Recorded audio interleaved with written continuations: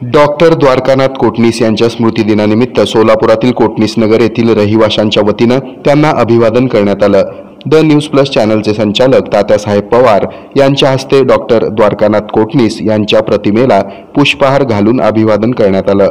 या प्रसंगी ज्येष्ठ नागरिक विश्वनाथ आमणे यांनी आपलं मनोगत व्यक्त करत आपल्या सेवाभावी वृत्तीतून डॉक्टर द्वारकानाथ कोटणीस यांनी सोलापूरचं नाव तसंच भारताचं नाव जागतिक पातळीवर उज्ज्वल केल्याच्या भावना व्यक्त केल्या। भविष्यात त्या ठिकाणी आपण कोटणीसांचं एखादं छोटंसं स्मारक किंवा रोडला महापालिकेला प्रस्ताव देऊन डॉक्टर कोटणीस बस स्थानक असं आपण म्हणजे बस स्टॉप वगैरेवर आपण करण्याचा प्रयत्न करूया। आणि योगायोगानं आपल्या न्यूज प्लसचे चॅनल प्रमुख तात्यासाहेब पवार यांच्या मार्गदर्शनाखाली आपलं म्हणजे यंदा मार्गदर्शन लाभत आहे। नुकतंच ते आपल्या नगरामध्ये आलेले आहेत, त्यांचंही आपल्याला भरपूर सहकार्य या ठिकाणी लाभणार आहे।